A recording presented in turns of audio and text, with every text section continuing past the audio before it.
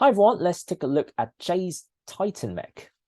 So this is a set that has received a lot of hype when the leak images were, well, leaked in the first place. So, okay, this is set number 71785 with 794 pieces, and it's retailing for $69.99 in the UK and I think $79.99 in the US. So in terms of value proposition, I think it's fine.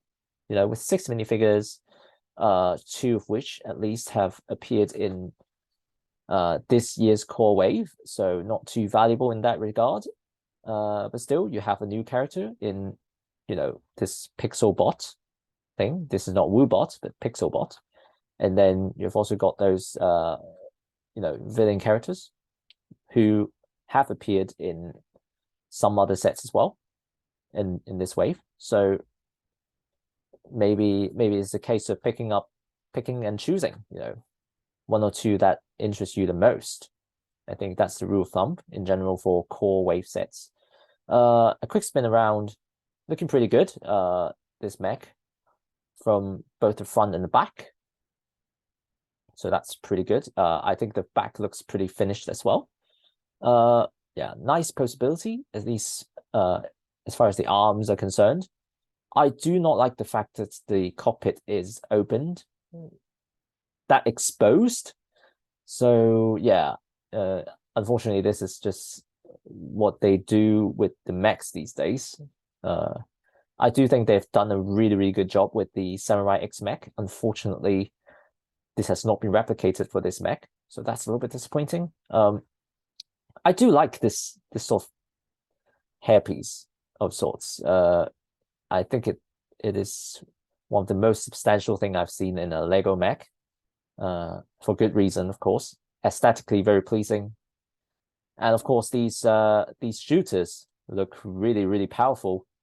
Yeah, I don't know if it shoots very well and how much impact it will have on the balance of this mech, but I'm sure they've already tested it and make sure that it's all right. As for the villains, again, they're too weak, way too weak. But of course, you're mainly paying for the mech, so unfortunately, these are just symbolic resistance, really. But at least you're getting 3 of these villain characters. Again, looking pretty good. Yeah, again, I really like this hairpiece, this hairpiece of sorts. So yeah. Again, I'm a little bit on the fence on this one, ultimately. 6 minifigures, but 2 of them repeats. I don't need multiple copies of this. So yeah, and of course the villain characters, many of them come in other less expensive sets. So yeah, I think it really comes down to how much you like the mech itself, you know, whether you want to have a Jace mech. Personally, I'm a little bit on the fence, but yeah, I do think it's a solid set overall, without having too many standout features that would make me really want to sort of FOMO in and buy.